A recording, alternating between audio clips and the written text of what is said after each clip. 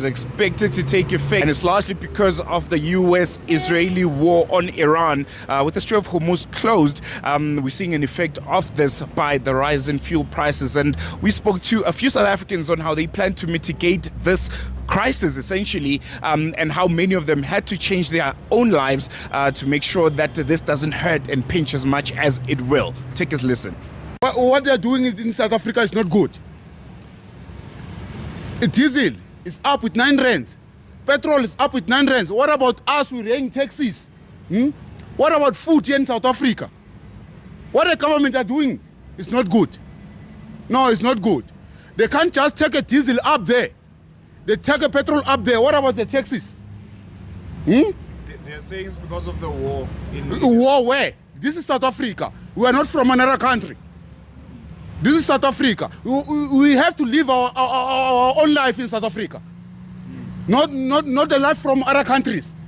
No. What message do you have for the president? For the president? No, Ramaphosa must do good things. Ramaphosa must do good things. Diesel can't go up like this.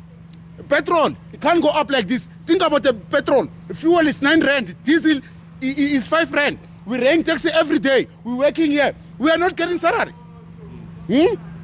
Which they're doing is not good in South Africa. We've got no job here.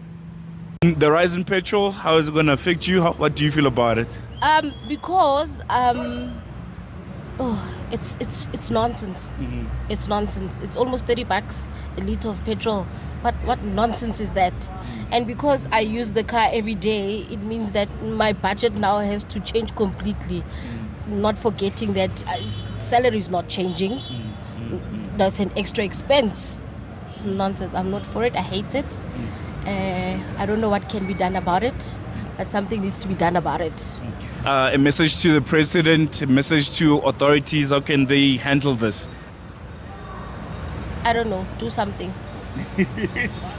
And do it quick. Just do something. Do it quick, please. Please, we are begging.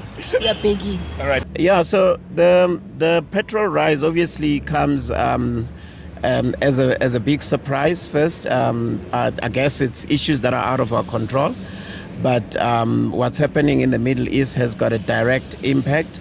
And we're feeling it deep in our pockets, because now it means, as leaders of businesses, we have to find ways of making sure staff members get to office, or try and work from home as an alternative.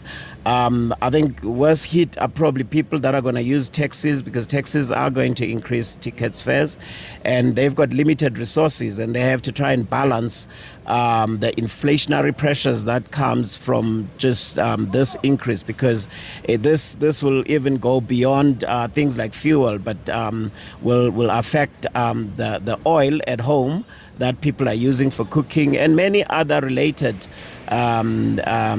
issues. So it does in a way hamper on how we live our lives going forward.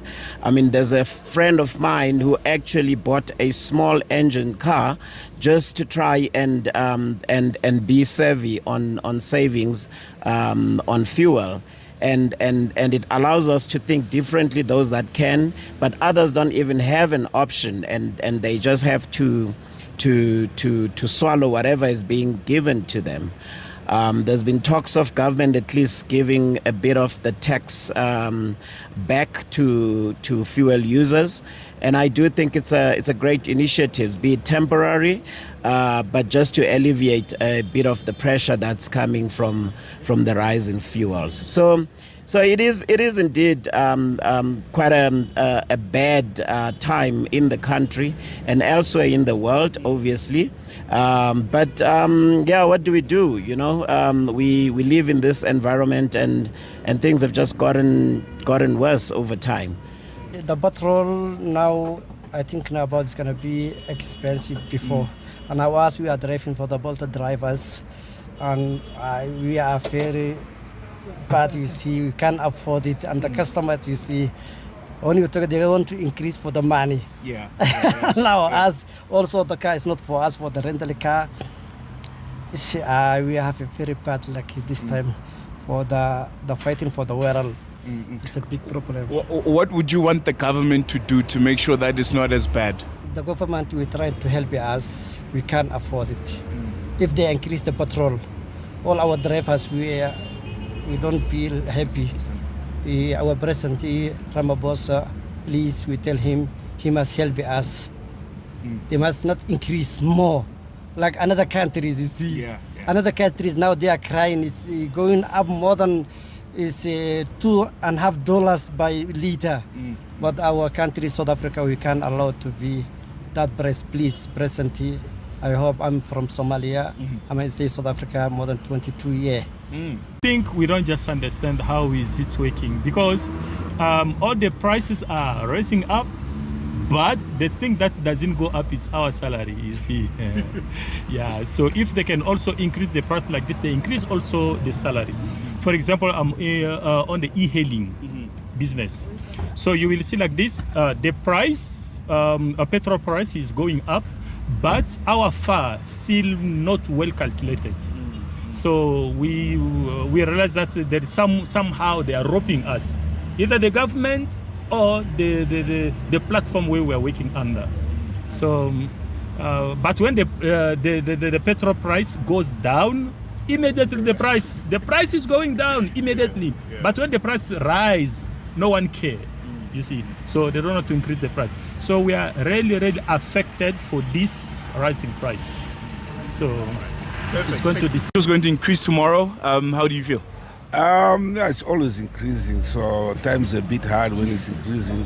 It's hard, but yeah. Let's hope the government is going to do something about it. Come down. What do you think the president should do right now? Should there be maybe a break in taxes? Because I think majority of our price is so expensive because it's being taxed heavily. Maybe that could be an option? Maybe that could be an option, because looking at tax as such, it's also high. Petrol is increasing, food is increasing, everything is increasing. So they got to look at it at a certain point in time, yeah. How do you have to change your own life to make sure that you kind of cushion yourself from the change? There are lots of changes to be made, because for us to maintain the high tax, the high price of petrol, high everything, there's lots of changes. There's a lot of things that we need to cut in our life just to accommodate the lifestyle.